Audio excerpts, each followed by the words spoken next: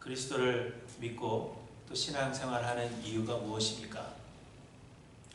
우리 교인들은 그렇지 않지만 많은 사람들이 예수를 믿고 신앙생활을 하는 이유는 구원을 얻기 위함이라 그렇게 대답할 것입니다.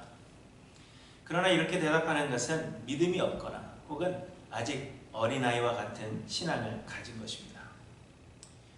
우리의 구원은 우리의 행위에 대한 보상도 아니요 우리의 신앙생활에 대한 결과도 아닌 전적인 하나님의 은혜라고 했습니다. 곧 구원은 신앙생활을 잘 했다고 주는 보상이 아니라 하나님께서 구원하실 자들을 조건 없이 택하시고 예수 그리스도의 사역과 성령의 역사하심으로 말미암아 은혜로 구원하시는 것입니다. 그러므로 우리의 노력이 상황을 변화시키지 못하기 때문에 우리는 구원을 얻기 위해서 예수를 믿거나 신앙생활을 하는 것이 아닙니다. 대신에 하나님께서 은혜로 우리를 이미 구원하셔서 성령으로 말미암아 믿음을 선물로 주셨기 때문에 믿게 되는 것입니다.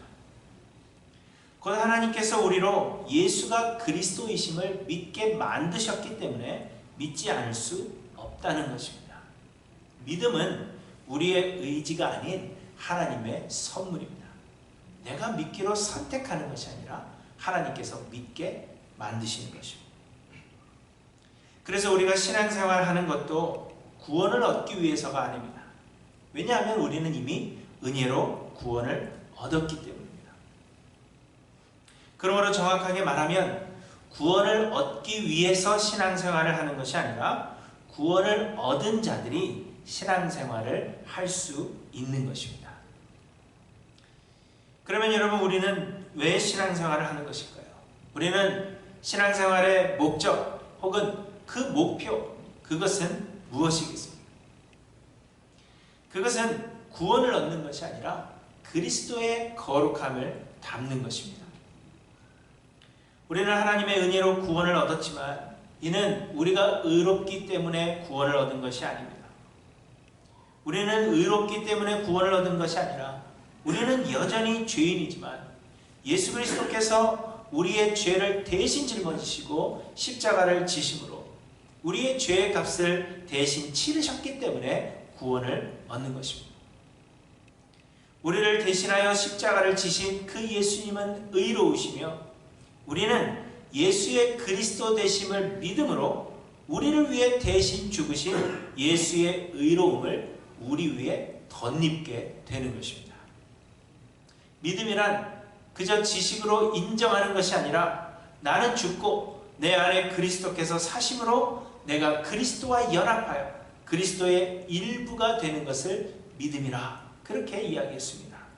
그래서 우리가 믿음으로 그리스도와 연합하였기 때문에 그리스도의 의가, 예수의 그 의가 곧 우리의 의가 되는 것입니다. 그래서 하나님께서는 예수 그리스도에 대한 그 믿음을 우리의 의로움으로 인정해 주신다는 것입니다. 그러나 우리 자체가 의로워진 것은 결코 아닙니다. 우리는 여전히 죄인이며 우리는 선을 행할 능력이 전혀 없기 때문에 하늘나라 가는 그날까지 우리는 의로워질 수 없는 자들입니다. 그렇기 때문에 우리는 은혜로 구원을 얻었다고는 하나 하나님께서 우리를 위해 예비하신 영원한 하늘나라에 들어가기에는 여전히 합당하지 않은 자들이라는 것입니다. 그래서 하나님은 우리가 이 세상을 살아가는 동안 우리를 변화시키사 하늘나라에 합당한 자들로 만들어 가시는 것입니다. 성령을 우리에게 보내주사 우리 안에 거하게 하시며 우리 안에서 그 성령이 역사하심으로 말미암아 우리를 의로운 사람으로 만들어 가시는 것입니다. 아직 완전히 죽지 못한 우리의 자아를 날마다 죽게 하시는 것이 성령의 역사입니다. 이렇게 우리가 세상을 살아가는 것은 우리의 계획과 노력과 수고의 결과를 하나님께 평가받는 것이 아니라 하나님께서 우리로 예수 그리스도의 거룩함을 닮아가도록 계획해 놓으신 훈련장과 같은 것입니다. 하나님은 우리를 변화시키셔서 예수 그리스도를 닮게 하기 위해서 하나님이 우리를 이 땅에 두시고 우리의 삶의 모든 것들을 통하여 하나님은 우리를 훈련해 가신다는 것입니다. 그러므로 우리의 사는 목적과 목표는 예수 그리스도를 닮아서 그의 거룩함에까지 자라가는 것입니다. 세상에서 어떤 업적을 내고 환경을 변화시키며 아무것도 부족함이 없이 잘 사는 것이 우리의 삶의 목적이 결코 아닙니다. 대신에 매 순간 모든 환경이 예수 그리스도의 거룩함을 닮게 하시는 훈련임을 우리가 생각하면서 신실하게 이 훈련들을 잘 감당함으로 변화를 이루어 하나님의 영광이 되는 것, 그것이 우리의 삶의 목적이 되어야 할 것입니다. 그런데 여러분, 예수 그리스도의 거룩함을 닮아서 하늘나라에 합당한 자가 되는 것은 한순간에 이룰 수 있는 것이 결코 아닙니다. 우리의 노력으로 이룰 수 있는 것이 아니라 하나님의 계획하심 가운데서 성령의 역사하심으로 이루어 가시는 것입니다. 그래서 우리가 세상을 사는 동안에는 결코 이룰 수 없는 것이요, 우리의 일생을 통하여서 우리가 이루어 가야 하는 대업이라는 것입니다. 그렇게 여러분, 우리는 거룩함을 다 이룬 것처럼 자만해서는 안 되는 것입니다. 최고의 사도로 알려져 있던 바울도 내가 이미 얻었다 함도 아니요 온전히 이루었다 함도 아니라 이렇게 말하면서 나는 아직 내가 잡은 줄로 여기지 아니하고 오직 한 일, 즉 뒤에 있는 것은 잊어버리고 앞에 있는 것을 잡으려고 표대를 향하여 그리스도 예수 안에서 하나님이 위에서 부르신 부름의 상을 위하여 달려가노라, 이렇게 말씀하셨습니다. 우리는 이것이 우리의 일생을 통한 대업임을 인식하여서 끝까지 인내해야 하며 또 게으르지 않아야 한다는 것입니다. 그리스도의 거룩함을 닮아가는 우리의 신앙의 여정은 장거리 경주와도 같고 또한 흐르는 물을 거꾸로 헤엄쳐 올라가는 것과 같다, 그렇게 말씀드렸습니다. 우리는 잠시도 멈출 수가 없으며 끊임없이 우리의 팔을 움직이고 또 물장구를 치지 않으면 그저 쉽게 흘러 떠내려갈 수밖에 없다는 것을 기억해야 하는 것입니다. 또한 일생을 통하여 예수 그리스도의 거룩함을 닮아가는 사람은 극소수에 불과합니다. 수많은 사람들이 예수를 믿는다고 이야기를 하지만 그렇다고 해서 그 많은 사람들이 예수의 거룩함을 닮아가는 것이 아니라 지극히 적은 수의 사람만이 예수 그리스도를 닮아가게 되는 것입니다. 이는 우리의 노력으로 이룰 수 있는 것이 아니라 하나님께서 택하사 성령을 선물로 보내주신 자만이 성령의 능력으로 이루는 것이기 때문입니다. 예수님께서도 말씀하셨습니다. 좁은 문으로 들어가라. 멸망으로 인도하는 문은 크고 그 길이 넓어 그리로 들어가는 자가 많고 생명으로 인도하는 문은 좁고 길이 협착하여 찾는 자가 적음이라 하셨습니다. 사랑하는 성도 여러분, 여러분은 왜 예수를 믿으며 신앙 생활 하시는 그 목적, 그것이 과연 무엇입니까? 여러분, 무작정 정답을 이야기하려고 그렇게 생각하지 마시고 스스로에게 진심으로 한번 질문하고 또 답해 보시기 바랍니다. 나는 왜 예수를 믿으며 나는 무엇 때문에 이렇게 신앙생활을 하고 있는가?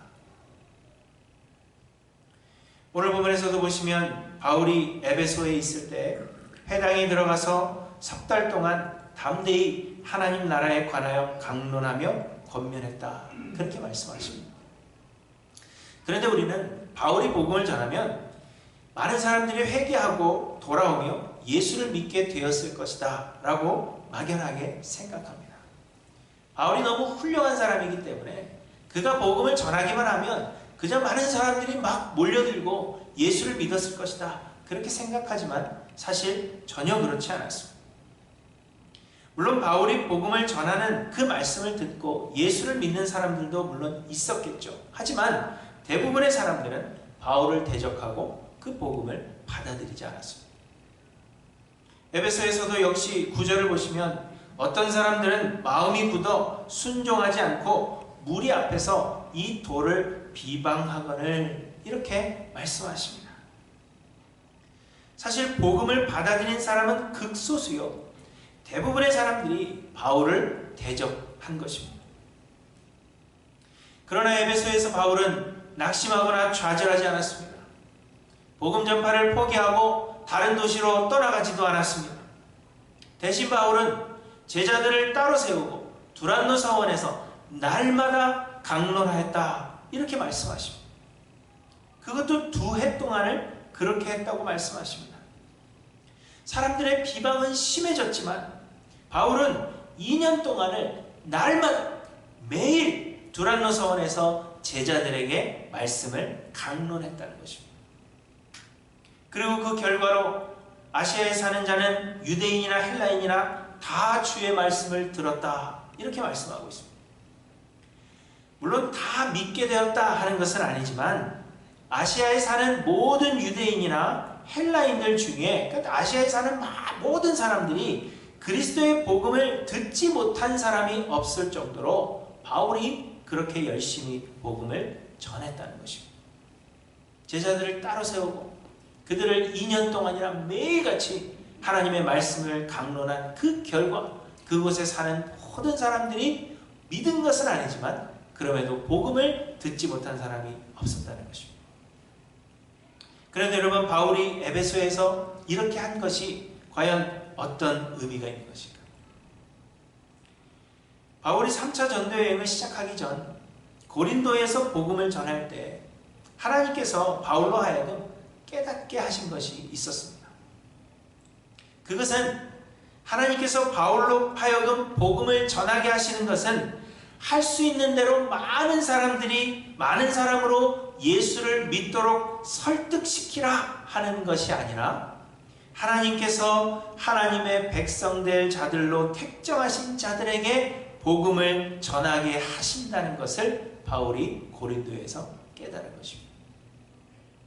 할 수 있는 대로 많은 사람들이 복음을 듣고 그리스도를 믿도록 그들을 설득해야 되는 것이 바울에게 주신 하나님의 사명이 아니라 하나님께서 바울에게 복음 전파의 사명을 주셨는데 그 사명은 하나님께서 택정하신 하나님의 백성될 자들에게 복음을 전하는 것, 그것이 바울의 사명이었다는 것입니다. 그걸 깨달은 것입니다. 바울이 고린도에서 복음을 전할 때에도 바울을 대적하는 사람들이 많았습니다. 고린도는 바울이 전하는 복음을 쉽게 받아들이지 않는 곳이었습니다. 그래서 바울은 고린도에 있을 때 약하고 두려워하고 심히 떨었다, 그렇게 말하고 있고 속히 고린도를 떠나고 싶었습니다. 그러나 하나님께서 밤에 나타나 말씀하시기를 바울과 함께 하실 것이라, 그렇게 바울을 위로하시면서 이 성 중에 내 백성이 많다, 그렇게 말씀하셨습니다. 그래서 바울은 고린도를 떠나지 않고 1년 6개월을 머물며 하나님의 말씀을 가르쳤던 것입니다. 우리가 몇 주 전에 생각해 본 말씀입니다. 그런데 그때 바울이 깨닫게 되었을 것입니다. 사람이 복음을 듣고 그 복음을 믿기로 선택하면 하나님께서 그 믿음을 보시고 그 믿음에 대한 보상으로 구원해 주시는 것이 아니라 하나님의 조건 없는 택하심을 받고 구원의 은혜를 받은 자들이 복음을 믿게 된다는 것을 바울이 확실하게 알게 된 것입니다. 복음은 많은 사람들에게 전하여져서 더 많이 믿게 하는 데 목적이 있는 것이 아니라 하나님께서 택하신 은혜 받은 자들을 위한 것임을 바울이 더 분명하게 알게 되었다는 것입니다. 곧 구원은 많은 사람들이 얻는 것이 아니라 길이 좁고 협착하여 찾는 자가 적은 그 좁은 문으로 들어가는 소수의 사람들, 곧 하나님께서 구원하시기로 작정한 자들이 복음을 듣게 되고 복음을 믿게 되고 그래서 그들이 구원을 얻는 것이라는 것을 바울이 고린도에서 더욱 분명하게 깨닫게 됐다는 것입니다. 그래서 성중에서 대부분의 사람들이 그리스도의 복음을 대적한다고 하더라도 하나님께서 택하신 하나님의 백성될 사람들이 그곳에 있다면 그들이 비록 적은 수에 불과하더라도 그들이 모두 믿을 때까지 복음을 전해야 한다는 것을 바울이 깨닫게 된 것입니다. 그래서 바울은 고린도에 머물라 하시는 하나님의 말씀에 순종하여서 1년 6개월이라는 긴 시간 동안 고린도에 머물며 복음을 전한 것입니다. 그리고 이 깨달음을 얻은 바울은 에베소에서도 어떤 사람들이 마음이 굳어 순종하지 않고 무리 앞에서 그리스도의 도를 비방하여도 그는 놀라거나 두려워하지 않았던 것을 보게 됩니다. 대신에 어떻게 했어요? 바울은 제자들을 따로 세우고 제자들을 상대로 두란노 서원에서 날마다 강론한 것입니다. 바울이 이 일을 2년 동안이나 날마다 하였고, 그래서 에베소에서 바울은 하나님께서 택하신 자들, 곧 제자들에게 집중하게 되었다는 것을 오늘 본문이 우리에게 말씀하고 있는 것입니다. 많은 사람들이 바울을 대적하고 복음을 전하여도 그 복음을 믿지 아니하고 바울을 대적하며 비방하고 바울을 힘들게 하더라도 바울의 이제 그 중심은 어디에 가 있어요? 하나님께서 택하신 하나님의 제자될 사람들, 예수 그리스도의 제자될 사람들에게 바울은 집중했다는 것입니다. 모든 사람이 다 믿는 것이 아니에요. 우리가 선택하는 것이 아닙니다. 하나님께서 택정하신 자들, 그 제자들만이 그리스도를 믿게 됨을 깨닫게 된 것입니다. 그렇다면 여러분, 여기서 우리가 우리 스스로에게 던져보아야 할 질문은, 나는 하나님의 택정하신 은혜를 받은 그 소수의 사람인가? 나는 제자인가? 하는 그 질문입니다. 여러분은 따로 세움을 받은 제자들이신 것이 분명합니까? 자신들이 없으세요, 그렇죠? 사실 대부분의 신자들이 자신은 예수님의 제자라고 생각합니다. 교회를 다니는 사람이라면 누구나 자신은 제자라 그렇게 생각할 것입니다. 이렇게 눈도 많이 오고 또 춥고, 오늘이 발렌타인스데이 역사상 가장 추운 날이라고 합니다. 이렇게 추운 날 교회에 나오시고 또 집에서 그냥 편하게 있을 수 있는데 온라인으로 또 예배 드리시고 여기에 참여하는 걸 보니까 나는 제자다, 그렇게 아마 많은 분들이 확신하고 있을 것입니다. 그러나 카일 아이들먼이라는 사람은 그가 지은 Not a Fan이라는 책에서 예수님의 제자가 있고 그저 연예인들을 좋아서 따라다니는 것과 같은, 그렇게 예수님을 좋아하는 팬이 있다, 그렇게 이야기하고 있습니다. 그는 그의 책에서 이 팬들에 대해서 이렇게 이야기합니다. 팬은 맨몸에 페인트를 칠하고 축구장에 가는 사람이다. 팬은 관람석에 앉아 팀을 열렬히 응원하는 사람이다. 팬은 선수가 사인한 운동 셔츠를 벽에 걸어두고 자동차 뒤에 갖가지 범퍼 스티커를 붙인다. 하지만 정작 경기에는 나서지 않는다. 선수들에 관해서는 모르는 게 없고 최근 기록을 줄줄이 꿰고 있지만 선수들을 개인적으로 알지는 못한다. 고함을 지르며 응원은 하지만 경기를 위해 희생을 하지는 않는다. 게다가 응원하는 팀이 자꾸만 패하면 그렇게 좋아하던 마음도 조금씩 식어가고 심지어는 다른 팀으로 옮겨가기도 한다. 요즘 예수님 주변에도 팬이 많다. 팬은 일이 잘 풀릴 때는 예수님을 응원하지만 반대 상황에 이르면 언제 그랬냐는 듯이 몸을 돌려 다른 선수에게 들러붙는다. 팬은 안전한 관람석에 앉아 응원만 할 줄 알지 경기장에서 필요한 희생과 고통은 조금도 모른다. 예수님에 관해서는 모르는 게 없어도 그분을 개인적으로는 알지는 못한다. 그리고 또 이렇게 이야기합니다. 팬은 단순한 열광을 진정한 헌신으로 착각한다. 예수님에 관한 지식을 깊은 친밀함으로 오해한다. 행동하지 않고 말로만 때우려 한다.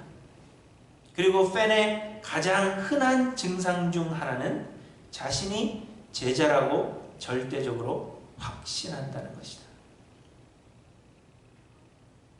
사랑하는 성도 여러분, 여러분은 팬입니까? 제자입니까? 제자는 스승의 모든 것을 담는 사람입니다. 당시에는 랍비들이 많았고 선생들이 많았고 그 랍비들을 따르는 제자들이 많았습니다. 그런데 당시의 제자들은 그들의 스승에게서 학문을 배우고 지식을 습득하는 것을 넘어서 외모도 스승과 동일하게 하고 스승의 행동 하나하나를 정확하게 따라했다고 합니다. 스승과 동일하게 수염을 기르고 똑같은 옷을 입고 다녔으며 또 같은 음식을 먹고 심지어는 그 걸음걸이까지 똑같이 따라했다는 것입니다. 예수를 믿고 예수의 제자가 된다는 것은 여러분 이런 것이어야 하는 것입니다. 그렇기 때문에 제자가 되는 것은 하루아침에 되는 것이 아니라 우리의 일생을 통하여 우리가 이루어야 할 대업이라는 것입니다. 바울이 2년 동안을 제자들을 따로 세우고 두란노 서원에서 날마다 강론하였던 것처럼 구원을 얻은 예수님의 제자들은 멈추지 않고 예수 닮기를 소원하며 예수를 닮고자 수고한다는 것입니다. 그런데 여러분 우리에게는 이러한 수고가 있는지 여러분 한번 돌아보셔야 합니다. 그저 팬들처럼 교회에 나와서 그날 목사님이 설교를 재밌게 잘하면 좋고 지루하게 잘 못하고 죽으면 아유 오늘 목사님 때문에 하루 잡쳤다 이렇게 생각하고 뭔가 내가 하나님을 위해서 교회를 위해서 뭔가를 하는 것 같은 그런 기분으로 충만하고 그것으로 만족하는 그런 팬인지 아니면 일생을 다하여서 매 순간순간 예수님을 그대로 따라가고자 예수님의 그 거룩함을 닮아가고자 오늘도 우리가 어떻게 예수님을 닮아갈까 수고하며 노력하며 예수님의 뒤를 따라가고 있는 제자들인지 여러분 돌아보셔야 한다는 것입니다. 다 이루었다 할 수 없어요. 아직도 이루지 못한 그러한 사람들이 이 자리에 모여 있는 것입니다. 우리는 하늘나라 가는 그날까지 다 이룰 수가 없어요. 그래서 끊임없이 예수의 거룩함을 닮아가고자 수고하고 노력하며 몸부림치고 흐르는 물을 거꾸로 헤엄치는 것처럼 팔을 젓고 발을 물장구를 치지 않으면 우리는 흘러 떠내려갈 수밖에 없다는 것입니다. 그렇게 행하지 않으면 우리는 예수님의 제자가 아니라는 것을 우리에게 말씀하고 있는 것입니다. 그러면 여러분 한번 돌아보시길 바랍니다. 나는 팬인지 제자인지 나는 예수의 그 거룩함을 닮아가고자 오늘도 힘쓰고 있는지 무엇을 하고 있는지 우리의 삶을 돌아보아야 할 것입니다. 그런데 여러분 우리가 예수 그리스도를 닮는 제자가 되어서 그리스도의 거룩함에 이룰 수 있는 길은 과연 무엇이겠습니까? 우리가 어떻게 해야 그리스도의 거룩함을 닮아가게 될 것입니다. 그것은 다름이 아닌 하나님께서 우리에게 주신 말씀 이 성경을 상고하는 것입니다. 하나님의 말씀 성경을 상고하는 것만이 그리스도의 거룩함을 담는 성화를 이룰 수 있게 하는 유일한 길이 되는 것입니다. 오늘 본문에도 보시면 바울은 제자들을 따로 세우고 두란노 서원에서 날마다 말씀을 강론하였는데 이를 얼마 동안 했다고요? 2해 동안 했다. 그렇게 말씀하고 있습니다. 2해 동안 날마다 하나님의 말씀을 강론했습니다. 하나님의 말씀을 강론하는 것만이 그리스도의 거룩함에 이룰 수 있는 유일한 길이었기 때문에 바울은 그리했다는 것입니다. 여러분 이처럼 다른 길은 없는 것입니다. 하나님의 말씀, 그 성경 외에는 그 말씀을 상고하는 것 외에는 다른 길이 없다는 것을 우리에게 보여주는 것입니다. 하지만 사실 많은 사람들이 하나님의 말씀을 상고하여서 우리 안에서 역사하시는 성령으로 말미암아 변화되어 가는 그것을 원하지 아니하고 극적이면서도 신비로운 길을 선호합니다. 곧 성령 하나님의 신비롭고 강압적인 역사 이러한 것들을 기대하는 것입니다. 놀라운 기적이 일어나서 어느 한순간에 내가 그냥 뿅 하고 그렇게 변화되는 것을 소원합니다. 그리고 그렇게 변화된 사람들을 우리는 영역이 뛰어난 사람이다. 그렇게 생각한다는 것입니다. 오늘 본문에도 보시면 하나님이 바울의 손으로 놀라운 능력을 행하게 하시니 심지어 사람들이 바울의 몸에서 손수건이나 앞치마를 가져다가 병든 사람에게 얹으면 그 병이 떠나고 악귀도 나가더라. 이렇게 말씀하십니다. 그래서 사람들은 이 말씀을 들어서 신비로운 역사가 일어나야 한다. 그렇게 생각하는 것입니다. 그러나 여러분, 하나님께서 바울을 통하여 놀라운 능력을 행하게 하신 것은 기적이 사람들에게 믿음을 주기 때문이 결코 아닙니다. 신비로운 일들이 일어나야 그가 믿게 되기 때문에 기적을 행하시게 하신 것이 아니라는 것입니다. 하나님은 분명 믿음은 말씀을 들으면서 난다고 우리에게 말씀하고 있습니다. 그럼에도 불구하고 하나님께서 바울을 통하여 놀라운 능력을 행하게 하신 것은 날마다 말씀을 강론하는 이 바울을 위로하시기 위함이었던 것을 보게 됩니다. 기적을 통하여 사람들로 믿게 하려는 것이 아니라 말씀을 날마다 강론하는 바울을 위로하시기 위해 하나님은 그의 손을 통하여 능력을 행하셨다는 것입니다.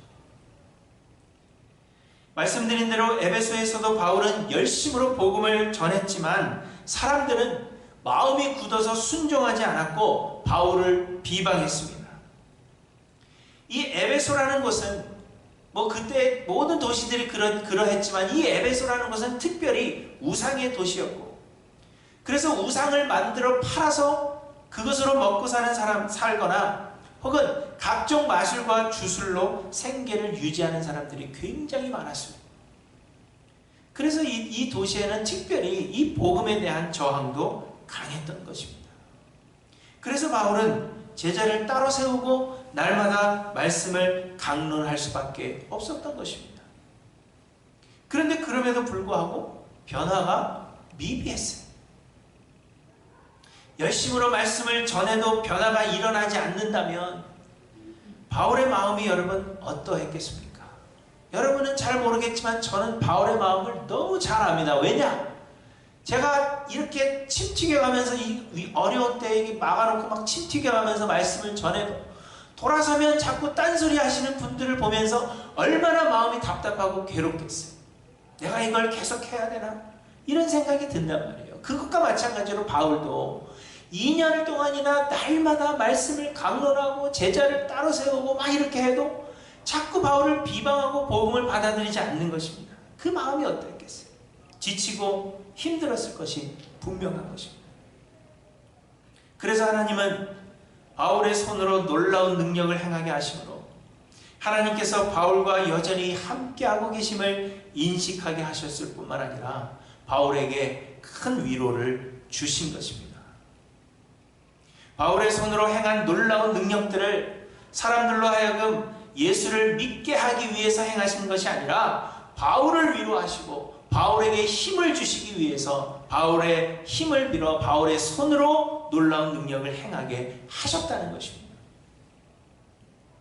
그래서 다른 여러 사람들이 바울을 흉내내었지만 그들에게서는 그 어떤 능력도 나타나지 않았습니다.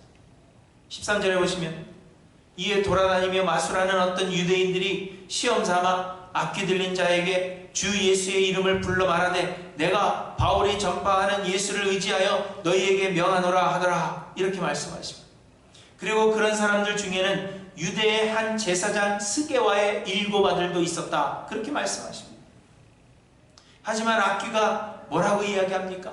내가 예수도 알고 바울도 알거니와 너희는 누구냐? 하며 악기 들린 사람이 그들에게 뛰어올라 눌러 이기니 그들이 상하여 벗은 몸으로 그 집에서 도망하는지라. 이렇게 말씀하십니다.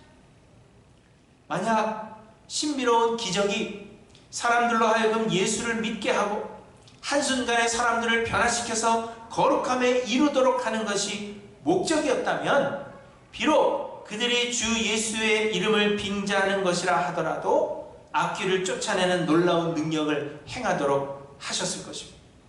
왜냐하면 그 일을 경험한 자들은 예수를 믿게 될 것이요 삶의 변화를 이룰 수 있었을 것이기 때문입니다.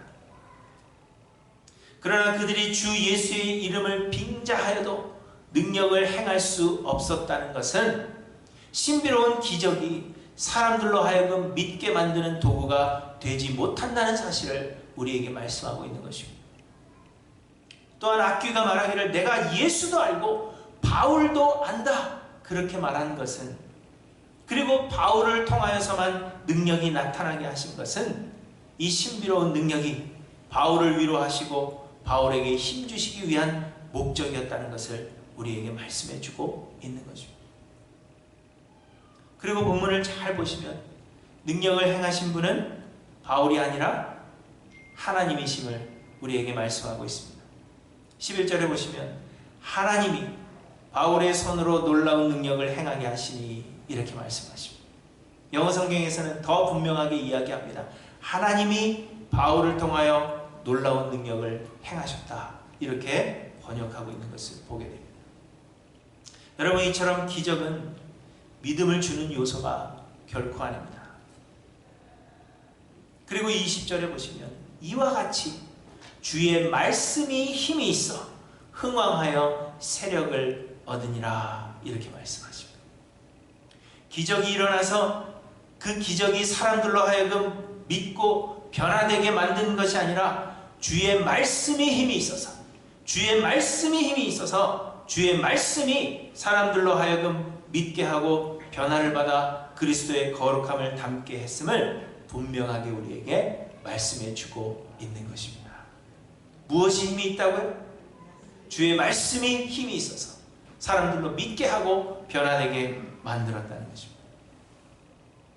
여러분, 그리스도의 거룩함을 이루어가는 데에는 왕도가 없습니다. 왕이라고 해서 편한 길로 갈 수 없다는 것입니다. 하나님의 말씀을 가까이 하고 하나님의 말씀을 상고하는 것 외에는 다른 길이 없다는 것을 여러분 기억하셔서 날마다 말씀을 상고하시는 저와 여러분들이 되시기를 바랍니다. 그저 구경하듯이 나와서 예배 한번 드린 것으로 만족하는 것이 아니라 나는 예수를 닮아가는 그리스도의 제자다 하는 그러한 생각을 가지고 하나님의 말씀을 날마다 상고하셔서 그리스도의 거룩함을 닮아가는 한현님께 모든 성도님들이 되시기를 간절히 소망합니다. 사랑하는 성도 여러분, 다시 한번 묻습니다. 예수님을 믿으며 신앙생활에 열심을 내는 이유가 과연 무엇입니까? 예수 믿어서 구원 얻고 영생의 복을 누리겠다는 그러한 어린아이와 같은 철없는 신앙을 가진 대다수의 사람들 중에 한 사람이십니까?